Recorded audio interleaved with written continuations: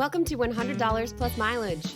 This is the podcast about some of the 1,208 bills getting a vote this year in the New Hampshire Legislature, from cat declawing to embalming requirements. We're here to give you the unbiased facts, pros and cons, and highlight opportunities for you to get involved and make your voice heard. I'm Anna Brown, Director of Research and Analysis for Citizens Count. And I'm Mike Dunbar, Content Editor for Citizens Count. Anna, I feel like that intro is a little inaccurate today because we're not exactly talking about something lesser known or something with an upcoming public hearing. Yeah, we're talking about redistricting, and there's been a lot of headlines. But for listeners who are not aware, every 10 years, officials must redraw voting districts to reflect population changes, according to the Us Census. This is called redistricting. Right now, New Hampshire's redistricting process is held up at multiple levels, with the governor and legislature at odds and lawsuits before the state Supreme Court. And this has impacted us directly at Citizens Count because we need to upload new districts into our database to create candidate profiles for everybody to read. Candidates usually start filing paperwork in June, so the clock is ticking to finalize these new voting maps. With everything so up in the air, there are a lot of questions about what will happen next. Will the governor and legislators agree on redistrict maps that meet constitutional muster, or will the courts step in? And if the courts do act, will they keep current maps in place for now, or will they draw completely new maps? Whatever the decision, it will impact greatly who represents you. Depending on who you talk to, some of these redistricting proposals heavily favor one party over another. We could dig into all the current redistricting proposals, but since the courts might throw all of those out the window, I thought it would be interesting to take a look back at the last 3 rounds of redistricting in New Hampshire and look for clues about what might happen next. Yeah, I like that. You know, past is prologue, history repeats itself, yada, yada. Redistricting happens every 10 years, like I said, so let's start by looking at the 90s. Okay, let's set the stage. It's 1991. The U.S. Census has just wrapped up. The Soviet Union is breaking up. Silence of the Lambs will win Best Picture. The number one hit is Everything I Do It For You by Bryan Adams. I had to look that one up, and I do in fact recognize that song, although I was pretty little at the time. I was also surprised to find that the redistricting process was not so partisan and contentious back in the 90s. For example, the Committee of Legislators tasked with redrawing U.S. congressional districts included an equal number of Democrats and Republicans, even though Republicans controlled the House, Senate, and governor's office. Yeah, according to an old article from the Union Leader, there was even a battle in 1991 to restrict the power of the Senate president to remove anyone from the committee for reasons other than incapacity to serve, death, or lack of attendance. The concern was that the Senate president might bully committee members to vote one way or another. The Democratic and Republican co-chairs of the committee even threatened to resign. And it's hard to imagine that sort of bipartisan agreement happening today. And it's created a whole new kind of 90s nostalgia for me. The final 1992 plans to redraw the state Senate, Executive Council, and U.S. House districts were signed into law with minimal controversy, although looking back, some criticized the maps for protecting incumbents from both parties. The plan to redistrict the state House of Representatives did result in a lawsuit. Portsmouth argued that the city's population merited another representative in the state House. In particular, the lawsuit argued that Salem should lose a seat to make the representation more equal between the two municipalities. The court ultimately ruled in favor of the original House redistricting and against Portsmouth. Okay, let's fast forward now to the millennium. The country is still reeling from 9/11. The number one song is How You Remind Me by Nickelback. Questionable.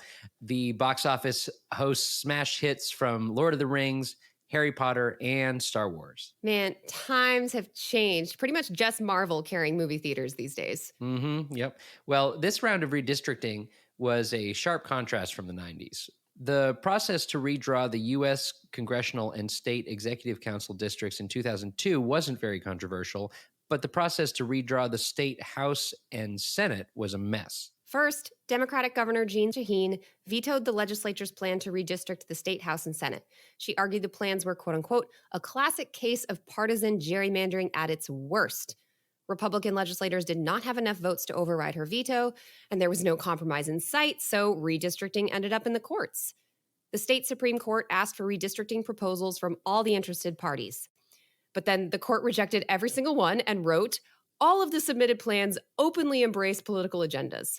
So the court ultimately appointed a technical advisor and just drew its own maps. So basically everybody loses. It's like when Solomon threatened to cut the baby in half, except the baby just got cut in half, or he kept the baby for himself, or the metaphor doesn't really work here.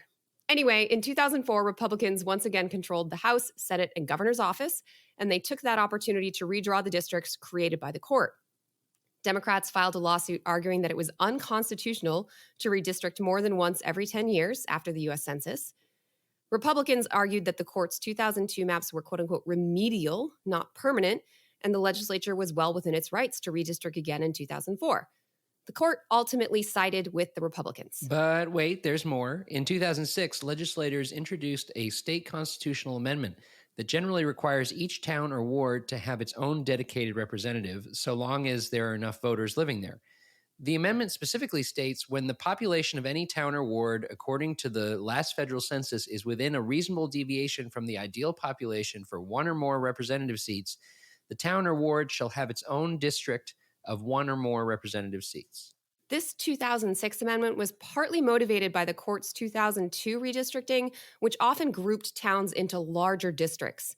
So the amendment ideally ensures that representatives are attuned to the unique interests of their ward or town, as opposed to larger regional issues.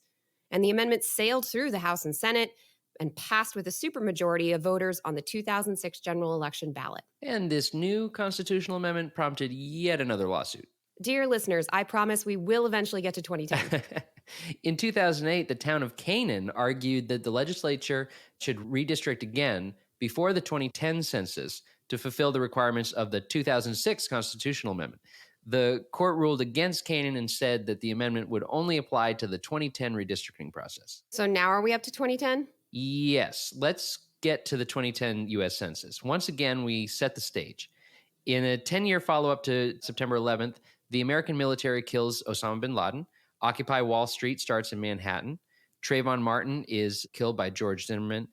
Everyone is listening to Rolling in the Deep by Adele, of course. The box office is still showing Harry Potter movies.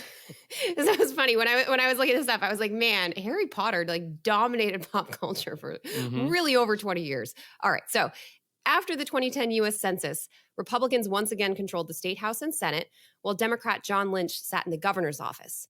Lynch signed the Republican plans to redistrict the state Senate, state executive council, and U.S. congressional districts, but vetoed the plan to redistrict the state House of Representatives. His decision is arguably summed up in one sentence from his veto message. The House-passed plan unnecessarily breaks up towns and wards. This time, the Republicans had enough votes to override the governor's veto in the legislature, but the battle wasn't over.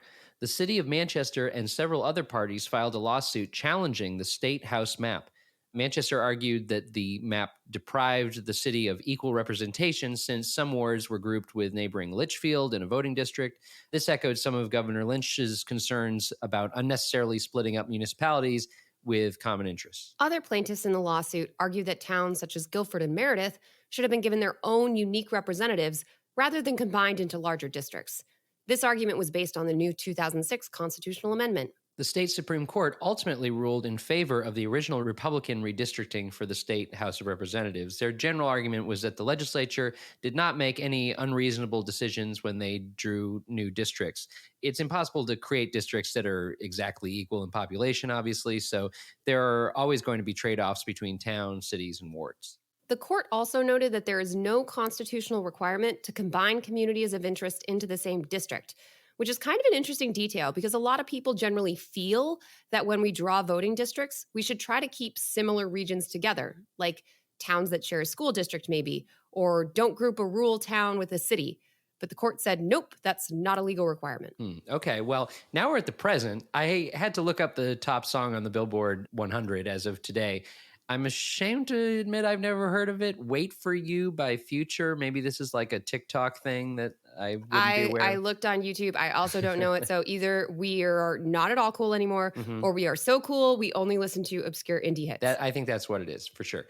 Back to redistricting, though. This year, Governor Sununu signed redistricted maps for the state House, state Senate, and Executive Council, but there are lawsuits challenging all three. The lawsuit challenging the state House map comes from Dover. The city argues that Ward 4 has been denied the unique representation it deserves by combining it in a district with Madbury, Lee, and Durham. Based on the court ruling from 2012, Dover may be facing an uphill battle in the courts making this argument. The lawsuit against the state Senate and Executive Council maps bring new arguments to the table. That lawsuit asserts that the maps are drawn to favor Republicans so heavily that it violates voters' rights of free speech and equal protection under the New Hampshire Constitution.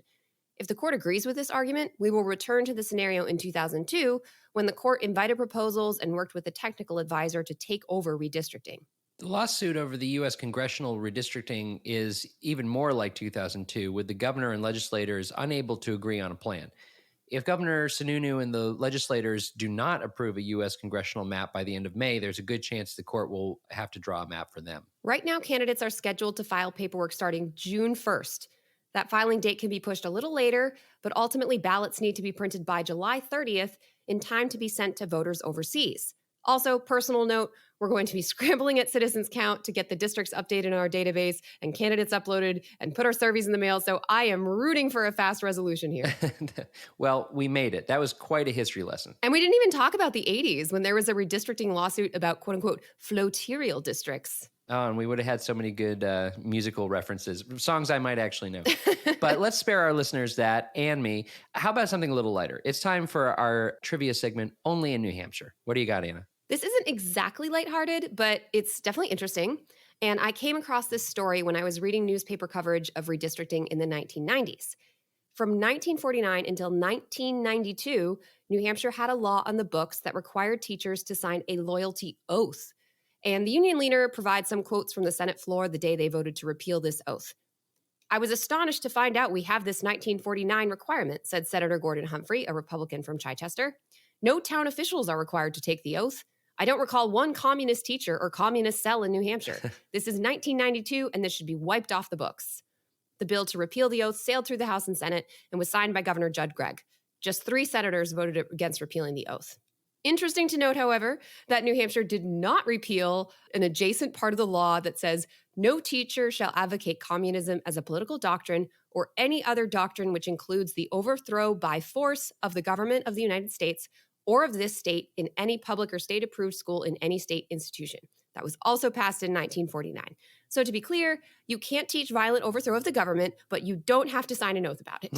Okay, interesting. Yeah, I feel like if there was ever a political climate for the oath to come back to New Hampshire schools, it might be now. Oh, let me tell you. I mean, we could do an episode about, there was a bill this year about what teachers can and can't teach, and it was looking to revive parts of this law. But I just think it's interesting that you think about, we talked about the early 90s that the Soviet Union was breaking up and McCarthyism was in the rearview mirror. And so, it was bipartisan agreement. Let's get rid of this oath. But we're seeing these debates creep back up today. Past his prologue, just like we were saying. All right. Well, that wraps it up for today's episode, but you can find more information and episodes at citizenscount.org. We'd like to thank Franklin Pierce University for producing and the Granite State News Collaborative for hosting. Our theme music is composed by me, Mike Dunbar. And lastly, we thank you for giving us a listen and thinking about how you can be part of what makes New Hampshire by the people, for the people.